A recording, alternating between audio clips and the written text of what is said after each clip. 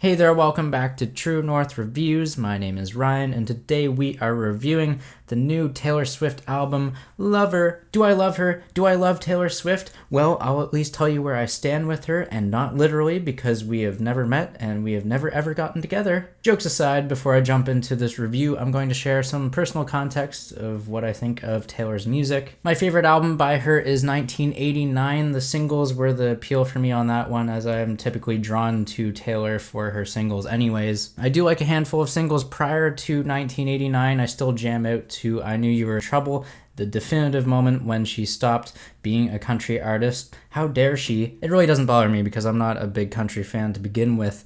However, I am becoming a fan of Taylor Swift as the years go by, and that's despite what I see with her inflated sense of ego and infatuation with bitter breakup songs, a factor that has normally held me back from loving her country-turned-pop diva attitude. With her most recent musical output before Lover, I couldn't stand the singles from her last full-length project, Reputation, and I couldn't be bothered to check it out in full. In fact, it's something that is true to this day, something that I hold religiously dear to my heart. And the reason why I'm like that is because I can't stand Taylor's dark edginess to pop, especially when she's already a little off-putting. At least that's how I've come to know her music, at least with her early discography. And when I say that she's a little off-putting, that's musically speaking, not personally. I don't want to assume that she's a horrible person, that's for sure. That criticism, however, is what makes this new album Lover a breath of fresh air, because I'm attracted to someone I've never really been completely won over with in the past. I love what we were teased with the singles on this album Lover. Me with Brendan Urie, a song of the summer,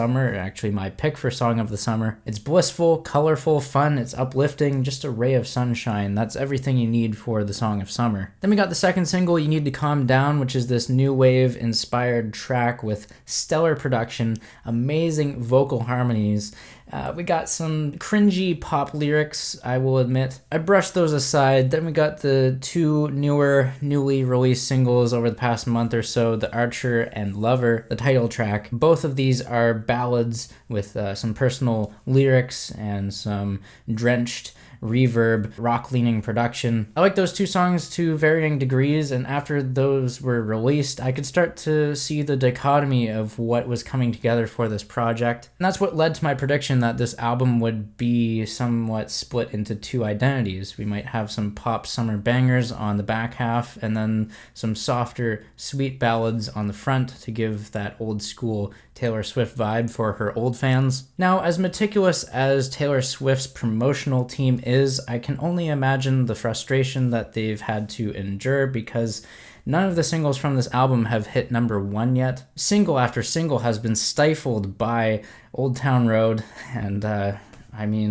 it's a big hit. Despite that, I am hopeful that one of these singles for Taylor will eventually hit number one, even if it is a deep cut that has to be discovered with the album's full release. And even if a single doesn't reach number one, I'm pretty confident that this album will reach number one. So that is something to look forward to in terms of popularity with Taylor. Now, with popularity, that doesn't always equate to quality of music, and that's why I'm here. That's why I'm reviewing this, to see if Lover is a good album. Well, I'm not going to be around the bush any longer. I think that Lover, it's a mainstream album. It's something that capitalizes on a lot of what you'd expect a mainstream album to do. It has all the bells and whistles for the production. It has some catchy hooks, but vanilla-flavored lyrics and surface-level awareness for artistic ideas. There's nothing really new going on here, at least for pop as a genre. What I am impressed with is some of the songwriting from Taylor on here for lyrics. Not every single song is going to be very smart or mature,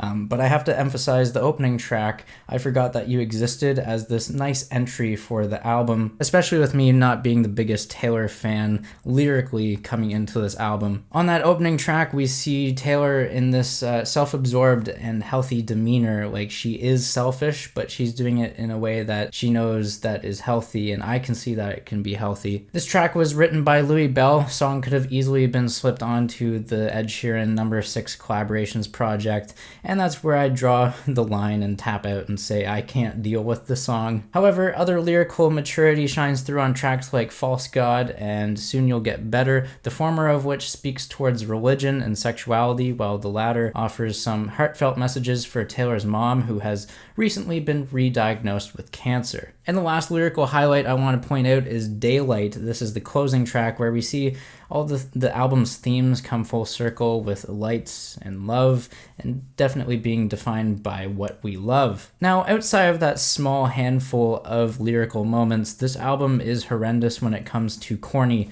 and cliched lines about love, being drunk in the backseat, and some faint references to religion. But those lyrical shortcomings, for the most part, can be excused when some of the pop hooks take over as being earwormy. I think of the track Cruel Summer, which is a slick electropop tune. The beat and the robotic vocals make me feel like we're getting a fusing of Imagine Dragons with Daft Punk. Super high quality production, so pristine. The falsettos are addictive too. Then we get tracks like The Man, Cornelia Street, and Afterglow, which all have anthemic and catchy choruses, but nothing much past that. They kind of suffer from forgettable verse syndrome. Looking further past the hooks, the most interesting part of this album for me is how Taylor wrote and produced many of these songs with Joel Little and Jack Antonoff. Both of these people have helped Lorde achieve her success in the past. The songs that are penned by them on this project are easily the standouts on this record. Like I said, I'm not the biggest fan of Louis Bell and his tracks on here. But where the letdown of songwriting happens with Jack Antonoff is on the songs Miss America and The Heartbreak Prince,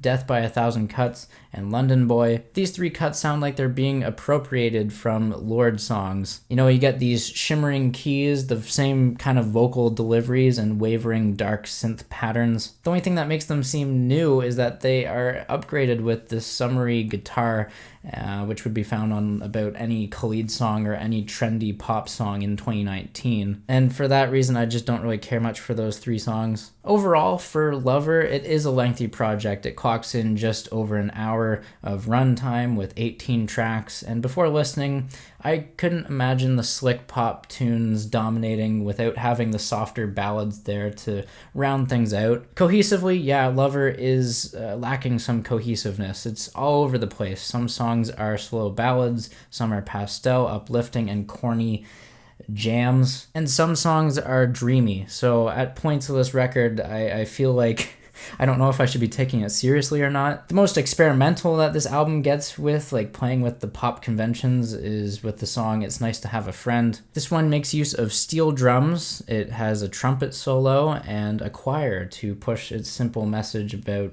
innocence and love. I guess that is a breath of fresh air for Taylor, something completely different for her. The bottom line remains, though, that love is the lesson, and when you're promoting an album that is as mainstream as this project is, it's likable to a certain degree because of the sugary and anthemic hooks, but beyond that, it's really only appealing to the lowest common denominator, and it's another safe, vanilla kind of release from Taylor Swift. Still, some really good songs on here, and I do come away from this album with a positive outlook and a more favorable view of Taylor as an artist. I'm feeling a 6 out of 10. I know it's a slightly positive review, even though I kind of bashed on it a little bit. I do like a lot of songs on it, and it is some cheesy pop that I can get down to, I guess. There's the review of the new Taylor Swift album, Lover. I'd love to hear from you now. Sound off down below in the comments. Let me know what you're thinking of this album. Leave a like, subscribe if you're new in town. Thanks for watching, and as always, have a rockin' day.